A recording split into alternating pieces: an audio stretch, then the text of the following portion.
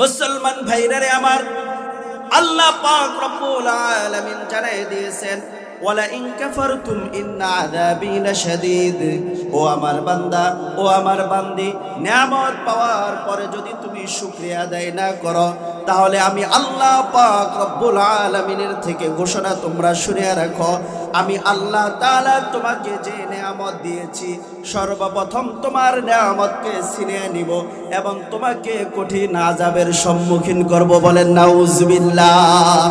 শুকরগুজার বান্দা হও রে দুনিয়ায়, শুকরগুজার বান্দা হও রে দুনিয়ায়, যাহার ফলে নজলে আমত বেড়ে যায়।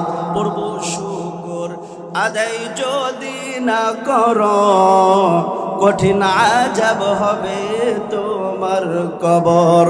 নাউজুবিল্লাহ। এই যে আমরা শুকরিয়া আদায় করলাম কার, একটু জবান খুলতে হবে সবার। শুকরিয়া আদায় করলাম কার? আমরা মুষ্টিময় মানুষ। এই যে আল্লাহ তাআলার পক্ষ থেকে নিয়ামত পেয়েছি, এই নিয়ামতের শুকরিয়া আমরা কিভাবে আদায় করছি? আমরা এই ওয়াজের প্যান্ডেলে আসছি, ঠিক না ভাই?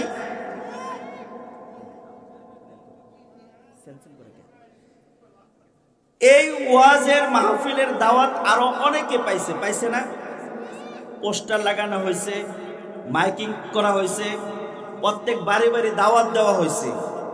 এই কোরআনের মাহফিলের দাওয়াত পাওয়ার পরে যে সমস্ত ভাইয়েরা এই প্যান্ডেলে আসে নাই, বাইরে অযথা ঘোরাফেরা করতেছে, বিভিন্ন চার স্টলে বসে গল্প গুজব করতেছে, বাড়িতে বসে মোবাইল টিপতেছে, আপনারাই বলেন তারা কি নিয়ামতের শুকরিয়া আদায় করছে কি করে নাই?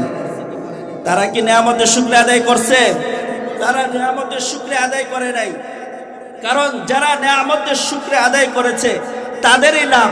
কারণ আমার আর আপনার একজন নবী ছিলেন, তার নাম কি একটু জবান খুলে বলেন? মুহাম্মাদুর রাসূলুল্লাহ সাল্লাল্লাহু আলাইহি ওয়াসাল্লাম। তিনি কিন্তু সুসংবাদ দিয়েছে, মাজলিসু ফিকহিন খায়রুম মিন ইবাদাতি 60 সানা।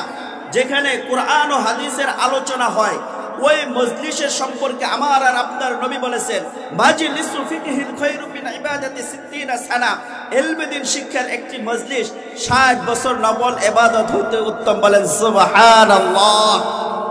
এই যে একটা দামি মজলিসে আমি আর আপনি বসছি, কিন্তু যারা বাইরে আছে তারা কিন্তু এই মজলিসে নাই। জবান খুলে বলেন তারা কি এই মজলিসে আছে? আরো সুসংবাদ কি আপনারা শুনতে চান? নবীর পক্ষ থেকে আরো কিছু সুসংবাদ আছে, আমি কি আপনাদেরকে শোনাবো? শুনবেন ইনশাআল্লাহ? কারা কারা শুনবেন দুই হাত উঁচা করে দেন। নারে তাকবীর, নারে তাকবীর। আজকের মাহফিল সফল হোক, সফল হোক। আজকের মাহফিল সফল হোক, সফল হোক। নারে তাকবীর। আজকের এই যে মাহফিলে আমি আর আপনি বসলাম, এই মজলিস সম্পর্কে একটা সুসংবাদ আছে। নবী আমার ঘোষণা দিয়েছেন,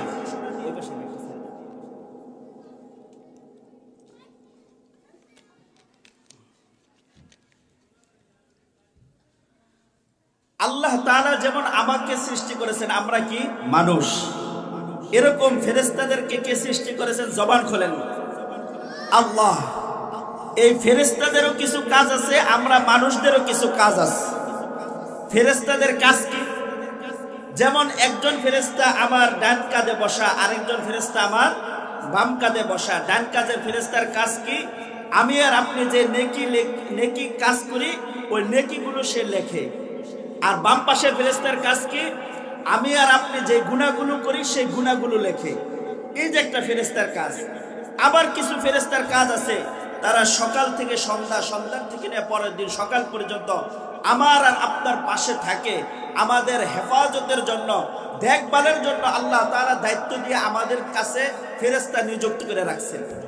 আবার কিছু ফেরেশতা, তাদেরকে বলা হয় ভ্রাম্যমাণ ফেরেশতা। অর্থাৎ দুনিয়াতে ভ্রাম্যমাণ আদালত বসে, দেখছেন না? একবার ম্যাজিস্ট্রেট সহকারে একেবারে এক জায়গায় বসে বিচার কার্যক্রম শেষ, ফায়সালা দিয়ে দেয়। ঠিক এরকম আজকের মজলিস সম্পর্কেও আল্লাহর নবী বলেন, যেখানে কোরআন ও হাদিসের আলোকে আলোচনা হয়, যেখানে আল্লাহর জিকির করা হয়, ওই মজলিসটা এত দামি মজলিস। ওই মজলিসে যে সংখ্যক মানুষগুলো বসে থাকে, ওই ফেরেশতাদের কাজ হলো এই মানুষগুলোর চতুর্দিক থেকে বেষ্টনী দিয়ে দেওয়া। বলেন সুবহানাল্লাহ।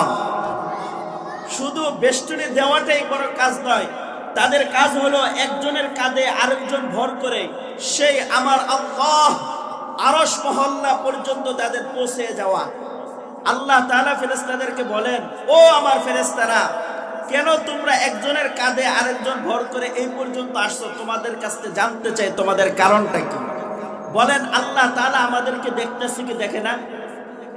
একটু জবান খোলেন, আল্লাহ তাআলা আমাদেরকে দেখতেছে কি দেখতেছে না?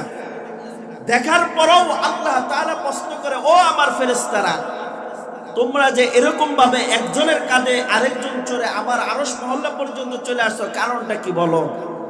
তখন ফেরেশতারা বলে, ও আল্লাহ, ওই যে জমিনে হাত করার পাশে যে মহিলা মাদ্রাসা আছে, ওইখানে কোরআন ও হাদিসের আলোকে আলোচনা হইতেছে, ওইখানে মুষ্টিময় কিছু দিনদার ভাইয়েরা বসে আছে, তাদেরকে আমি বেষ্টনী দিয়ে তোমার পর্যন্ত চলে আসছি।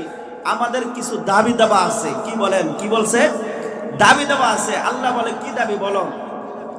তখন বলে যে আমাদের 1 নাম্বার দাবি হলো, যারা ওইখানে বসে আছে তাদের আমল নামার ভিতরে কিছু গুনাহ আছে। ও আল্লাহ, তুমি তাদের গুনাহগুলো মাফ করে দে। বলবেন না সুবহানাল্লাহ?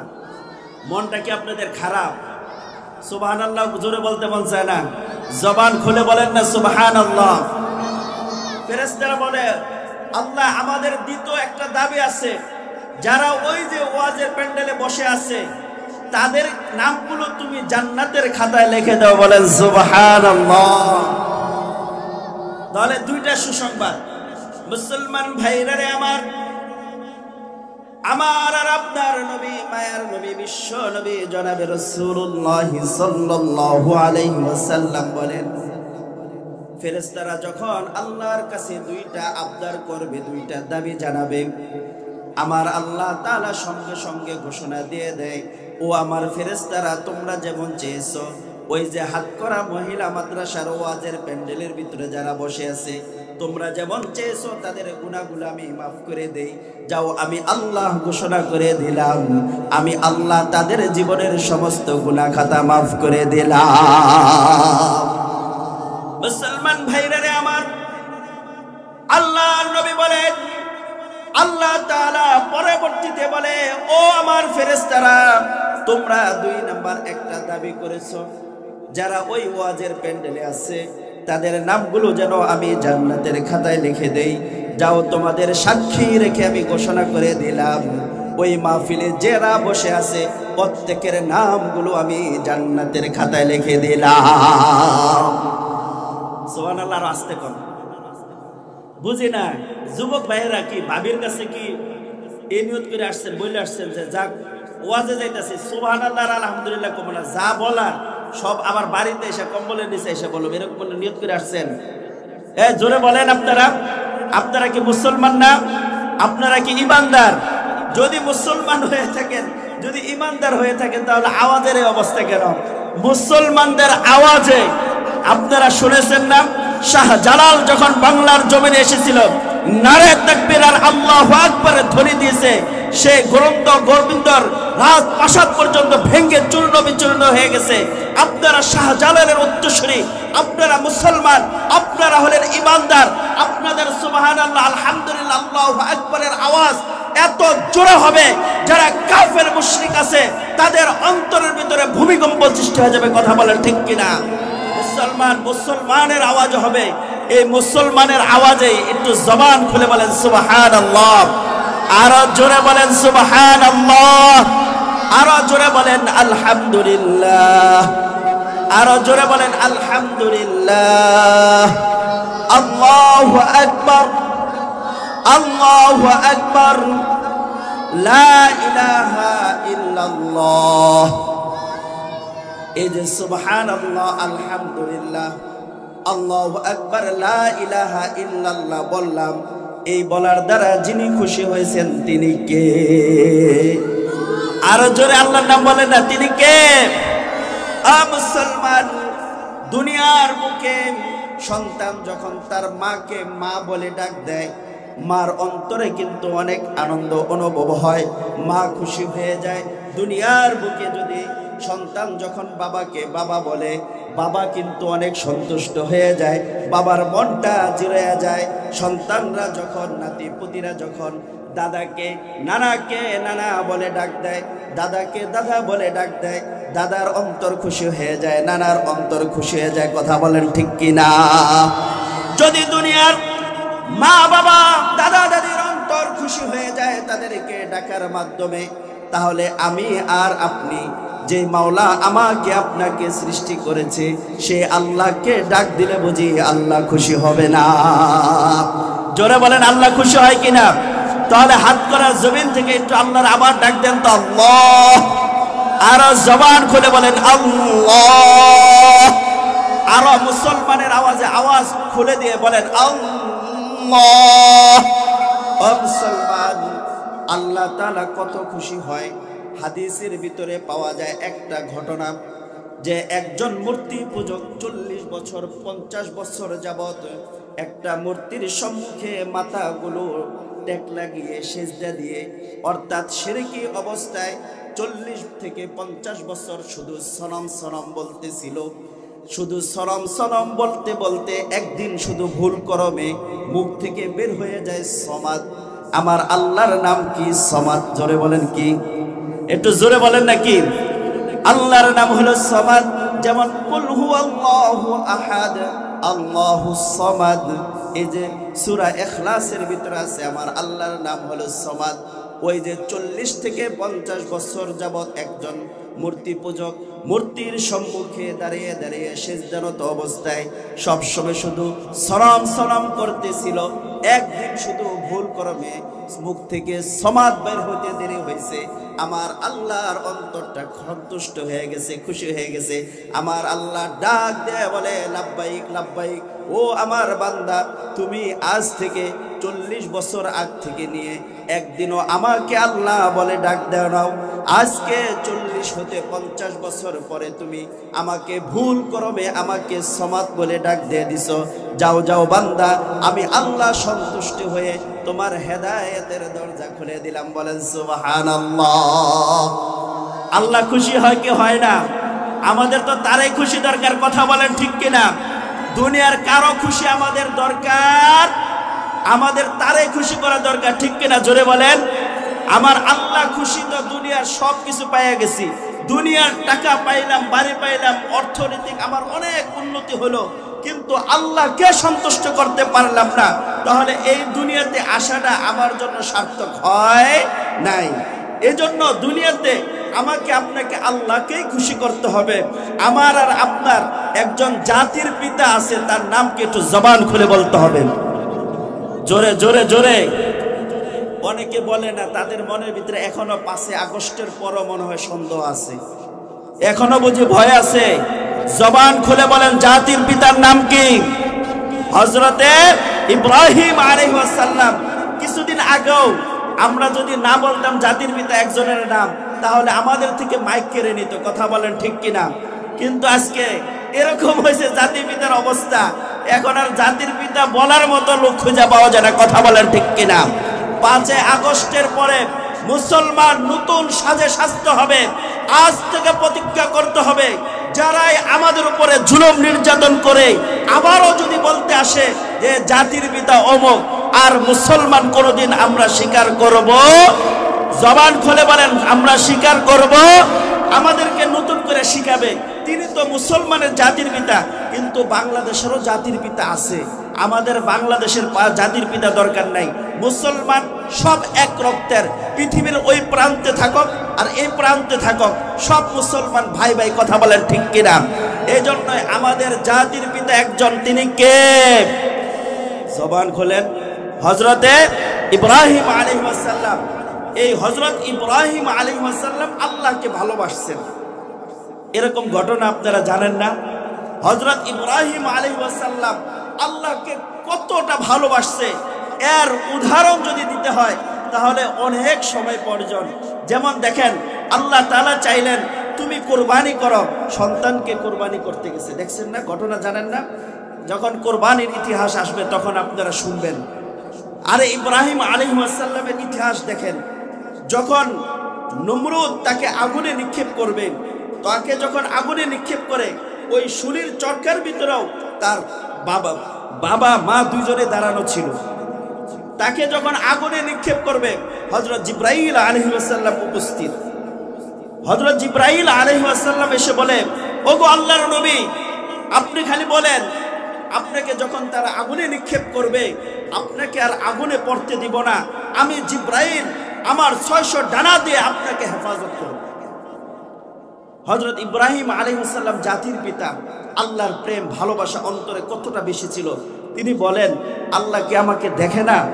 আমার আল্লাহ কি আমাকে দেখে না যে নমরুদ আগুনে ফালাইতেছে? আমার তোমার সাহায্য দরকার নাই, আমি হলাম আল্লাহর প্রেমে পাগল। আমি জানাই দিলাম, হাসবুনাল্লাহু ওয়া নি'মাল ওয়াকিল, নি'মাল মাওলা ওয়া নি'মান নাসির। আল্লাহু আকবার, জবান খুলে বলেন, সবাই বলেন আল্লাহু আকবার। মুসলমান ভাইরা রে আমার, নমরুদ আমাদের জাতির পিতা হযরত ইব্রাহিম আলাইহিস সালামকে আগুনে নিক্ষেপ করবে। ফেরেশতা জিবরাইল এসে বলে, ওগো নবী, আপনার কি সাহায্য দরকার আছে কিনা? আমি আপনাকে সহযোগিতা করব। কিন্তু আল্লাহর খলিলুল্লাহ সঙ্গে সঙ্গে জানায় দিছে, না না, তোমার সাহায্য আমার কোনো দরকার নাই। হাসবুনাল্লাহু ওয়া নি'মাল ওয়াকিল, নি'মাল মাওলা ওয়া নি'মান নাসির। আল্লাহ আমার জন্য যথেষ্ট, দুনিয়ার কোনো কিছুর সাহায্য আমার দরকার নাই। এই জন্যই আল্লাহ তাআলা সঙ্গে সঙ্গে আগুনের উপরে আল্লাহ তাআলা আদেশ করে দিয়েছেন, কুল্লা ইয়া নারু কুনি বারদাও ওয়া সালামান আলা ইব্রাহিম। আল্লাহ তাআলা আগুনকে জানায় দিয়েছে, খবরদার খবরদার, আমার খলিলুল্লাহ আমার উপরে ভরসা করছে রে আগুন, তোমার উপরে আমার আদেশ হলো আমার ইব্রাহিমের জন্য তুমি আরামদায়ক হয়ে যাও। বলেন সুবহানাল্লাহ। মুসলমান ভাইরা রে আমার, জাতির পিতা হযরত ইব্রাহিম খলিলুল্লাহ আল্লাহ তাআলার জন্য কেমন পাগল ছিল রে ভাই। আজ আমরা মুখে মুখে বলি আল্লাহর জন্য সব কিছু করতে পারবো, কিন্তু মসজিদের থেকে আজান আসলে আমরা 5 ওয়াক্ত মসজিদে যায় নামাজ পড়ব, এটাও আমাদের কপালে হয় না। কথা বলেন ঠিক কিনা? আর দেখেন জাতির পিতা হযরত ইব্রাহিম খলিলুল্লাহ তার জীবনে আল্লাহকে কিভাবে ভালোবাসছে দেখেন, ইতিহাস দেখেন। হযরত ইব্রাহিম খলিলুল্লাহ মাঠের ভিতরে ছাগল বকরির পাল নিয়ে চলে গেলেন। যাওয়ার পরে মাঠের ভিতরে তিনি তার বকরিগুলাকে ঘাস খাওয়াইতেছিলেন। এমন সময় একজন পথিক পাশ দিয়ে যায় আর বলে, সুবহানাল্লাহি ওয়া বিহামদিহি সুবহানাল্লাহিল আযীম বা সুবহানাল্লাহ। এই তাসবিহগুলা বলতেছিল। সঙ্গে সঙ্গে হযরত ইব্রাহিম আলাইহিস সালাম মাঠ থেকে দৌড়ে যায় ওই পথিককে বলতেছে, কে গো তুমি? তোমার পরিচয় কি? তুমি আমার আল্লাহর প্রশংসা করেছো। ও ভাই পথিক, তুমি যদি আবার আমার আল্লাহর প্রশংসা করো, তুমি যদি আবার সুবহানাল্লাহ বলো, আমি তোমার প্রেমে পাগল হয়ে গেছি। তুমি একবার আরেকবার তুমি আমার আল্লাহর প্রশংসাটা করো। মুসলমান ভাইরা রে আমার, এবার পথিক বলে, প্রথমবার তো আমি আল্লাহর প্রশংসা করেছি, কিন্তু এবার যদি তুমি আমার মুখ থেকে আল্লাহর প্রশংসা শুনতে চাও তাহলে তোমাকে বিনিময় দিতে হবে। অর্থাৎ যদি তুমি বিনিময় দাও তাহলে আমি আল্লাহর প্রশংসা করব, আর যদি তুমি বিনিময় না দাও তাহলে আমি আল্লাহর প্রশংসা করব না। এবার আমার আপনার জাতির পিতা হযরত ইব্রাহিম খলিলুল্লাহ জানায় দিলেন, যাও ভাই, তোমাকে বিনিময় দিব, তারপরও তুমি আমার আল্লাহর প্রশংসা করো। এই যে দেখো আমার যে ছাগলের পাল আছে, যাও যাও, মাঝখান থেকে আমি 2 ভাগ করে দিলাম। আরেকবার যদি তুমি সুবহানাল্লাহ বলো, যাও যাও যাও, এখানে যে ছাগলের পাল আছে প্রত্যেক ছাগল আমি তোমাকে দিয়ে দিব। বলেন সুবহানাল্লাহ। মুসলমান ভাইরা রে আমার, এই পথিক যখন ছাগলগুলো পাইলেন, জবান থেকে আবার বললেন সুবহানাল্লাহ। এবার হযরত ইব্রাহিম খলিলুল্লাহ আরো পাগল হয়ে গেলেন। পথিককে এবার পাও জড়ে ধরে, পথিক তুমি আবার আমার আল্লাহর প্রশংসাটা করো, সুবহানাল্লাহটা আবার বলো। তোমার মুখে এত মধু, তোমার মুখ থেকে আমার আল্লাহর প্রশংসা শুনতে বড়ই মজা লাগে, একটু প্লিজ আরেকবার তুমি সুবহানাল্লাহ বলো। এবার পথিক বলে, অর্ধেক ছাগলের পাল তো আপনি দিয়ে দিয়েছেন, এবার কি বিনিময় দিবেন বলেন? ওই যে বাকি অর্ধেক পাল ছাগল আছে, যাও যাও তুমি যদি আরে একবার সুবহানাল্লাহ বলো, আমার সামনে আমার আল্লাহর প্রশংসা করো, যাও যাও কথা দিয়ে দিলাম, এই যে অর্ধেক পাল ছাগল আছে আমি এই ছাগলগুলো তোমাকে দিয়ে দিব। মুসলমান ভাইরা রে আমার, এই যে আবার অর্ধেক ছাগল নেওয়ার পরে ওই পথিক জবান দিয়ে বলে সুবহানাল্লাহ। মুসলমান ভাইরা রে আমার, এবার ইব্রাহিম খলিলুল্লাহ বলে, ও ভাই আমার কাছে তো আর কিছুই নাই, কিন্তু বারবার খালি তোমার জবান থেকে আমার আল্লাহর প্রশংসা শুনতে মন চায়, যাও যাও ভাই আরেকবার কি প্লিজ আল্লাহর প্রশংসা করা যায় না? ওই পথিক বলতেছিল, হ্যাঁ বলা যায়, কিন্তু বিনিময় লাগবে, কিন্তু তোমার কাছে বিনিময় দেওয়ার মতো তো কিছুই নাই, তাহলে কিছু যদি না দাও তাহলে আমি আল্লাহর প্রশংসা করব না, যদি দাও তাহলে আল্লাহর প্রশংসা করব। এবার ইব্রাহিম খলিলুল্লাহ বলে, ভাই তুমি আরেকবার আল্লাহর প্রশংসা করো, যাও এই যে তোমাকে আমি ছাগলগুলো দিলাম, এই ছাগলগুলো চড়ানোর জন্য তো একজন রাখাল লাগে, কথা বলেন ঠিক কিনা? এবার ইব্রাহিম খলিলুল্লাহ বলে, ভাই তুমি যদি আরেকবার তুমি আমার রবের প্রশংসা করো, এই ছাগলগুলো চালানোর জন্য তো একটা রাখাল লাগে, যাও আমি কথা দিয়ে দিলাম, তুমি যদি আমার মাওলার প্রশংসা আমার সম্মুখে আরেকবার করো, আমি ইব্রাহিম তোমার ছাগলের রাখাল হয়ে যাও। বলেন সুবহানাল্লাহ। মুসলমান ভাইরা রে আমার, এবার ইব্রাহিম খলিলুল্লাহর সামনে সুবহানাল্লাহ বলার পরে ওই পথিক হযরত ইব্রাহিম আলাইহিস সালামকে জড়িয়ে ধরলেন আর বললেন, ওগো আল্লাহর নবী, আমি তো এসেছিলাম আপনাকে পরীক্ষা করার জন্য, আমি কিন্তু কোনো মানুষ নয়, বরং মানুষের আকৃতিতে আমি ফেরেশতা এসেছিলাম, আপনার অন্তরের ভিতরে আল্লাহ পাকের ভালোবাসা কতটুকু ওই ভালোবাসা পরীক্ষা করার জন্য আসছি, আপনাকে যে পরীক্ষা নিয়েছি, জান জান আপনি পরীক্ষাতে 100তে 100 পেয়ে গেছে। বলেন সুবহানাল্লাহ। আল্লাহর প্রেম অন্তরে যদি থাকে তাহলে সত্যিকারে আল্লাহকে ভালোবাসা যায়। মুখে বলা সহজ, আল্লাহকে ভালোবাসি, নবীকে ভালোবাসি, কিন্তু না ভাই ভাই, যখন মসজিদের আজান থেকে বলা হয় হাইয়া আলাস সালাহ হাইয়া আলাল ফালাহ, কিন্তু দেখা যায় তখন ইমানদারের ইমান পরীক্ষা হয়ে যায়।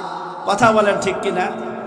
অথচ আমরা একজন ইমানদার, আমরা একজন মুসলমান, আমাদের কাজ কর্ম এরকম সুন্দর হওয়া দরকার। কারণ কি, আমি আপনাদের সম্মুখে কোরআন থেকে একটা আয়াত তেলাওয়াত করেছিলাম, সময় স্বল্প, এজন্য সংক্ষিপ্ত দুইটা কথা বলি।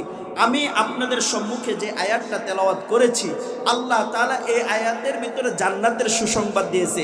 আমি আগে আপনাদের কাছে জানতে চাই, এখানে যারা আছেন আপনারা কি আল্লাহর তৈরি জান্নাত চান কি চান না? জবান খোলেন, জবান খোলেন। চান আপনারা আল্লাহর তৈরি জান্নাত? তাহলে অর্থটা বলে দুই চারটা কথা বলে ইনশাআল্লাহ শেষ করে দিব। আল্লাহ তাআলা এই আয়াতের ভিতরে বলেন, ইন্নাল্লাযীনা আমানু ওয়া আমিলুস সলিহাত কানাত লাহুম জান্নাতুল ফিরদাউসি নুজুলা। আল্লাহ তাআলা এই আয়াতের ভিতরে বলে, নিশ্চয়ই যারা ঈমান আনবে, আমল সালেহ করবে, তাদেরকে আল্লাহ তাআলা জান্নাতুল ফিরদাউস দান করবে। বলেন সুবহানাল্লাহ। যত জায়গায় আল্লাহ তাআলা জান্নাতের কথা বলেছেন, সব জায়গায় আল্লাহ তাআলা ঈমানের কথা বলেছেন। ঈমান ছাড়া কেউই জান্নাতে যাইতে পারবে না, ঈমান ছাড়া কেউই জান্নাতে যাইতে পারবে না। এজন্য ঈমানটাই আমাদের আগে দরকার, ঈমানকে মজবুত করতে হবে। ঈমানকে কিভাবে মজবুত করা যায়, এজন্য বিশাল আলোচনা দরকার, ওদিকে আলোচনা যাব না। শুধু জবানে খালি কালিমা লা ইলাহা ইল্লাল্লাহ বললেই ঈমানদার হওয়া যায় না। জবানে বলতে হবে আল্লাহ ছাড়া মাবুদ নাই, অন্তরেও বিশ্বাস করতে হবে, কাজও পরিণত করতে হবে। জবানে বলে লা ইলাহা ইল্লাল্লাহ, দিনের বেলায় দেখা যায় তার নাতিকে নিয়ে মান্নত করে, যদি সন্তান হয় ছেলে তাহলে ওই মাজারে গিয়ে এক ডে খিচুড়ি দিব। কথা বলেন ঠিক কিনা? জবান খোলেন। এটা হলো ইমানদারের পরিচয়। জবানে বলে আমি ইমানদার, কাজে যায় দেখা যায় মাজারে জায়গায় সেজদা দেয়। কথা বলেন ঠিক কিনা? এমন ইমানদার আমাদের দেশে আছে না? অনেক ইমানদার আছে, এরা হলো নামে ইমানদার, কামে হলো এদের মতো খারাপ আর কেউ নাই। কথা বলেন ঠিক কিনা? এজন্য ইমানদারের দায়িত্ব নিয়ে কথা বলতে হবে। একজন ইমানদার কখনো বেনামাজি হতে পারে না, একজন ইমানদার কখনো চুরি করতে পারে না, একজন ইমানদার কখনো মুনাফিকি করতে পারে না, একজন ইমানদার কখনো উলামায়ে কেরামের বিদ্বেষ হতে পারে না, একজন ইমানদার মাদ্রাসা মসজিদের বিদ্বেষ হতে পারে না, একজন ইমানদার কখনো ইমাম সাহেবের বিরোধিতা করতে পারে না, একজন ইমানদার একজনের ভাইয়ের হক ভাই মারতে পারে না। কিছু কিছু ইমানদার আছে আমাদের দেশে, পাক্কা মুসলমান, ওয়াজ ভালোই জানে, তারা বোনের হক দিতে চায় না। কথা বলেন, এরকম ইমানদার নাই দেশে? আছে না এরকম ইমানদার? নাই। আগে আমরা ক্ষেতের আইল দিয়ে সাইকেল চালায় গেছি দৌড়েয়া, মোটর সাইকেলও চালানো গেছে ক্ষেতের আইল দিয়া।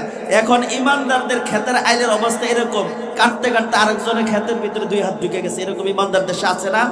জালযুক্ত ইমানদার হওয়া যাবে না, খাঁটি ইমানদার হইতে হবে। এজন্য আমি বলি শুনেন, ইমানদার যেমন আমাদের মজবুত হতে হবে, ঠিক আমাদের কাজের ভিতরে রূপান্তরিত হতে হবে। এই যে আজকে আমরা আসলাম, এটা হাতকড়া মহিলা মাদ্রাসা, ঠিক না ভাই? এটা একটা কি মাদ্রাসা? মহিলা মাদ্রাসা। এই মহিলা মাদ্রাসার চল আজ থেকে 50 বছর আগে কিন্তু বাংলাদেশে ছিল না। বুঝছেন আমার কথা?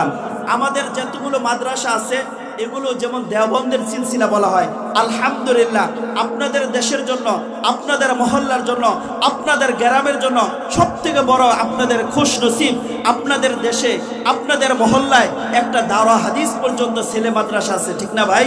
যেটা হাতকড়া মাদ্রাসা আপনারা চিনেন, এটা দাওরা হাদিস পর্যন্ত মাদ্রাসা। এই মাদ্রাসাগুলো হলো দেওবন্দের সিলসিলায় চলিত হয়। এই দেওবন্দের সিলসিলা সর্বপ্রথম আমাদের দেশে উম্মুল মাদারিস অর্থাৎ হাটহাজারি যে মাদ্রাসা বলা হয়, এই মাদ্রাসা 1901 সনে প্রতিষ্ঠিত হয়। কত সনে? জবান খুলে বলেন, কত সনে?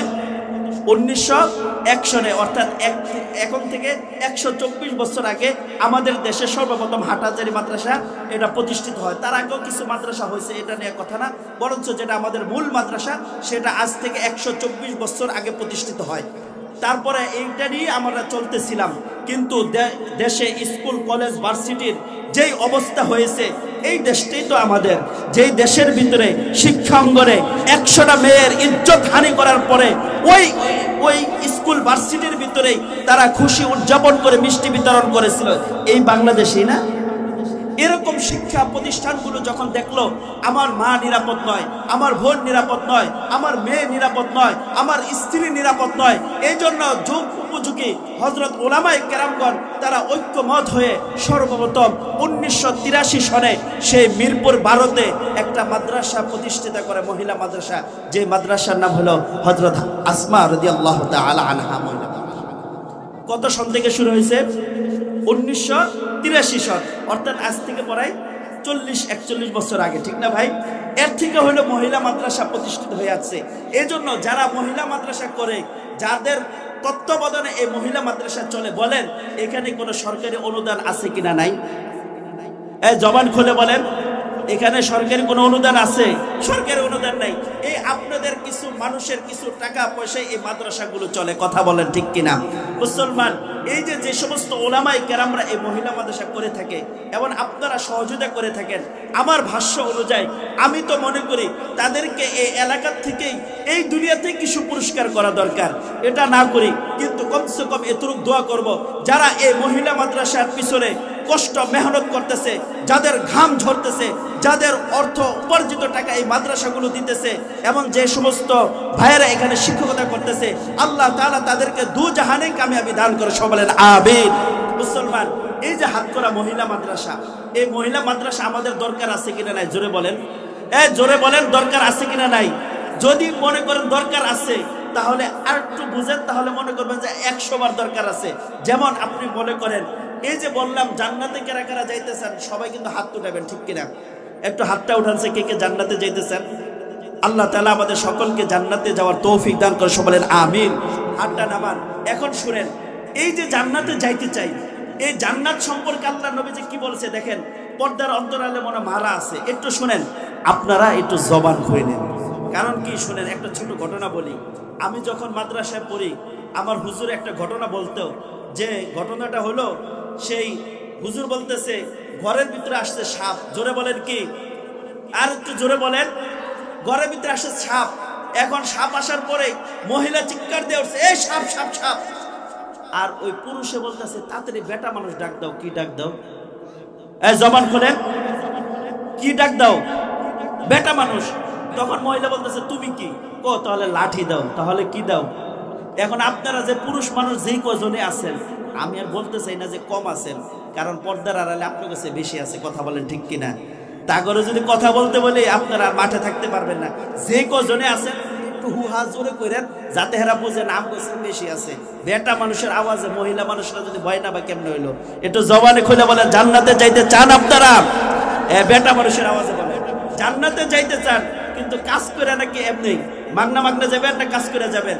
যদি কাজ করে যাইতে হয় তাহলে শুনেন, আল্লাহ নবীজি যেমন মহিলাদের সম্পর্কে বলছে যে মহিলারা বেপর্দা, যারা বেপর্দায় চলে, তাদের ব্যাপারে নবীজি একটা কথাই বলছে শেষ।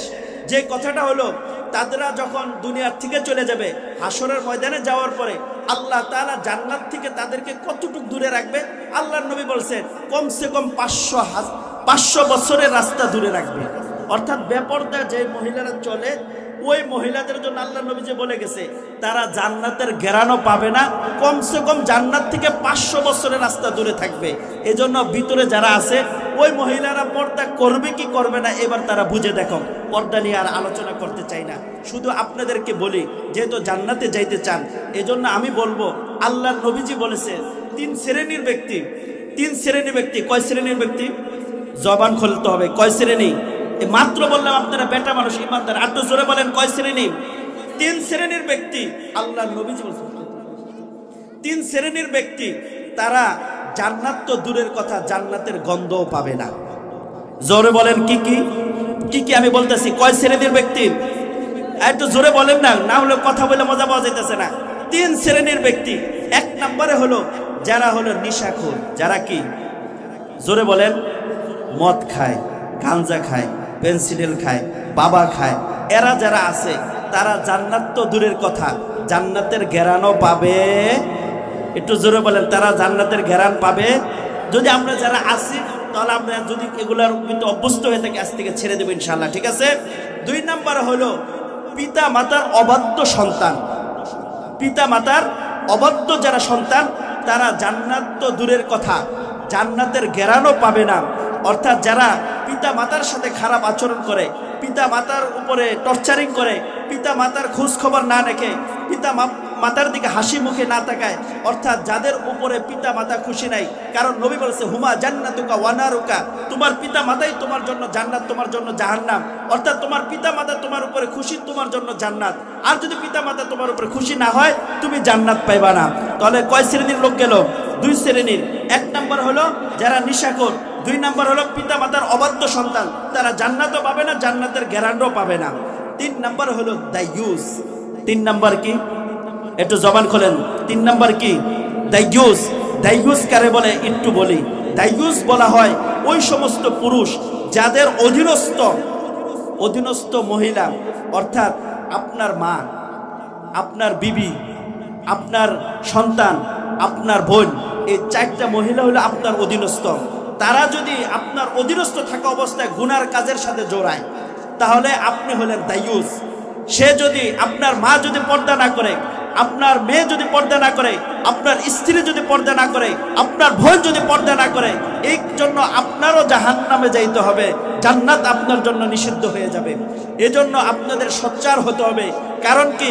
আপনার যখন হিসাব নেওয়া হবে শুধু আপনি হিসাব দিবেন, কিন্তু যখন আপনার বোনের হিসাব নেওয়া হবে, আপনার স্ত্রীর হিসাব নেওয়া হবে, আপনার মেয়ের হিসাব নেওয়া হবে, আপনার বোনের হিসাব নেওয়া হবে, তখন কিন্তু আপনাকেও পাশে দাঁড় করানো হবে। আপনাকে জিজ্ঞাসা করা হবে, মাসে মাসে টাকা এনে আপনি আপনার বিবিকে এমবি ভরে দিলেন, ঘরে ওয়াইফাই দিয়ে দিলেন, সে টিকটক দেখলো, সে গান বাজনা দেখলো, আর আপনি সরাসরি জান্নাতে চলে যাবেন।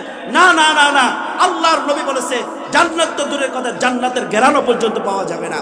এজন্য দাইগুস থেকে আল্লাহ তাআলা আমাদেরকে হেফাজত করে, সবাই আমিন। আর এই দাইগুস থেকে বাঁচার সবথেকে বড় হাতিয়ার হলো এই মহিলা মাদ্রাসা। কথা বলেন ঠিক কিনা? এই মহিলা মাদ্রাসা যারা পড়ে, যে সমস্ত মেয়েরা পড়ে, তারা হলো নিরাপদ। আপনার বোন হিসাবে সে নিরাপদ, আপনার স্ত্রী হিসাবে সে নিরাপদ, আপনার মা হিসাবে সে নিরাপদ, আপনার মেয়ে হিসাবে সে নিরাপদ। কথা বলেন ঠিক কিনা? এই মহিলা মাদ্রাসার দরকার আছে কিনা নাই এবার বলেন?